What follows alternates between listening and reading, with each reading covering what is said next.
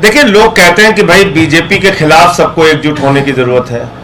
ये भी कहते हैं कि लोकतंत्र को बीजेपी खत्म कर रही है, संघीय ढांचे को खत्म कर रही है, संविधान को खत्म कर रही है। तो ये सवाल सिर्फ आम आदमी पार्टी और अरविंद केजरीवाल जी का नहीं है। ये सवाल है भारत के लोकतंत्र का, ये सवाल है भारत के संविधान का, ये सवाल है हमारे संघीय ढांचे का। तो अगर ऐसा राजनीतिक पार्टियां मानती हैं तो उसकी एकजुटता जब ये बिल के स्वरूप में आएगा अध्यादेश, तो उस वक्त दिखाने की जरूरत है।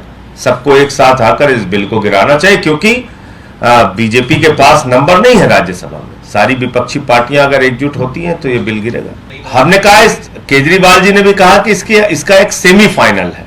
सेमीफाइनल का मतलब एक तस्वीर सामने आएगी जहां पे विपक्षी एकजुटता पूरे देश को दिखेगी। फिर ये सवाल अरविंद केजरीवाल का नहीं है। भारत के सर्वोच्च न्यायालय के 5 जजों ने 5-0 से फैसला दिया। कहीं कोई संशय नहीं इसमें। संविधान पीठ की 5 जजों की 5-0 से जो फैसला दिया गया, उस पर अगर हथौड़ा चलाने का काम मोदी जी कर रहे हैं, तो क्या भारत के सर्वोच्च न्यायालय के अधिकारों को बचाने के लिए हमें एकजुट नहीं होना चाहिए? क्या भारत के संघीय ढांचे और लोकतंत्र और संविधान को बचाने के लिए हमें एकजुट नहीं होना चाहिए? तो इसमें सवाल कांग्रेस पार्टी या आम आदमी पार्टी का नहीं है। यह सवाल है जिस बुनियाद पे हम जिंदा हैं और चल रहे हैं, जिस बुनियाद पे पूरा भारत और 140 करोड़ लोग खड़े हैं, वो बुनियाद अगर हिलाने और गिराने की कोशिश की जा रही है, तो कम से कम उसको बचाने के लिए तो हम सब लोग एक साथ आए। देखिए, ऐसा है कि कोई एनडीए का हिस्सा बीजेडी नहीं है, एनडीए का हिस्सा वाईएसआर भी नहीं है। तो इसलिए मैं तो ये उम्मीद करता हूं कि आज देश के फेडरल स्ट्रक्चर पे अगर हमला हो रहा है, संघीय ढांचे पे अगर हमला किया जा रहा है, तो उसको बचाने के लिए सब लोग एकजुट हो, क्योंकि यह जो शुरुआत दिल्ली में हुई है, यह आप तक भी पहुंच सकती है। लेकिन जब तक, मैं फिर दोहरा रहा हूं, जब तक किसी पार्टी के नेता से मिलने का कार्यक्रम तय नहीं होता, तब तक अभी कोई जानकारी आपके साथ शेयर करना मुश्किल है। जैसे जैसे लोगों से मिलने का कार्यक्रम तय होगा, देखिए, पहले दिन से मैं इस बात को कहता हूं, 97 वर्ष पुरानी एक संस्था है संघ। 97 वर्षों में आज तक उसका प्रमुख कोई दलित और पिछड़ा आदिवासी नहीं बना। 97 वर्षों में।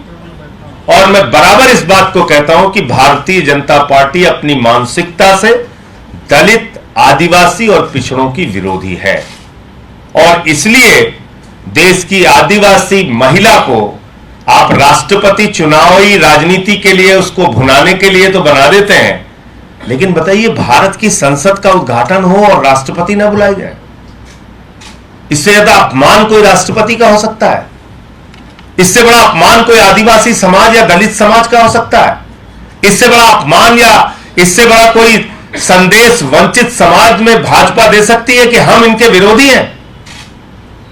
यह पूरे शोषित, वंचित, दलित, आदिवासी, पिछड़े समाज का अपमान है कि भारत की सर्वोच्च पद पर बैठी भारत की राष्ट्रपति एक आदिवासी महिला, जिनको आज संसद भवन के उद्घाटन के कार्यक्रम में नहीं बुलाया जा रहा है। सेंट्रल हॉल की जरूरत क्या है?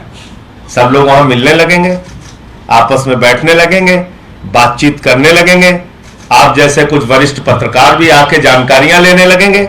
तो इसलिए जरूरी है कि सेंट्रल हॉल नहीं होना चाहिए। ये काम तो इसीलिए कि मिलने जुलने और पत्रकारिता पे और जानकारियां देने पे पाबंदी लगी रहे, कि भारतीय जनता पार्टी और नरेंद्र मोदी जी ना तो देश का संविधान मानते हैं, ना भारत का लोकतंत्र मानते हैं, ना देश के संघीय ढांचे में उनका कोई यकीन है, और ना ही भारत के सर्वोच्च न्यायालय को मानते हैं। फिर बचा क्या? कौन सी संस्था बची इस देश के अंदर? इसका मतलब देश में तानाशाही का शासन है। तुगलकी फरमान से कोई भी आदेश बदला जा सकता है, कोई भी आदेश दिया जा सकता है।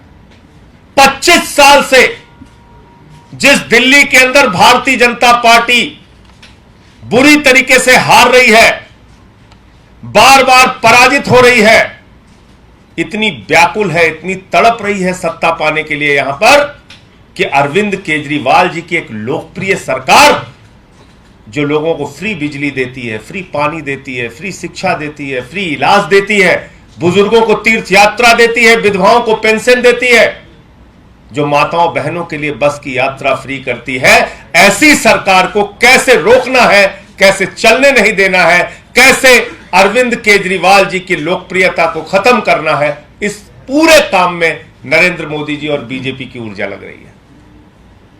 और ये जो अध्यादेश है अलोकतांत्रिक, असंवैधानिक, भारत के संघीय ढांचे को खत्म करने वाला, इसके लिए दिल्ली के मुख्यमंत्री और पार्टी के राष्ट्रीय अध्यक्ष अरविंद केजरीवाल जी ने कहा है कि वो देश के सभी विपक्षी नेताओं से मुलाकात करेंगे, सारे राजनीतिक दलों से मुलाकात करेंगे, और जब ये काला कानून राज्यसभा के अंदर आएगा जहां पर बीजेपी का बहुमत नहीं है, वहां सारी विपक्षी पार्टियों को मिलाकर इस बिल को वहां पर गिराने के लिए सबको एकजुट करने का प्रयास करेंगे। और इसी क्रम में मुख्यमंत्री अरविंद केजरीवाल जी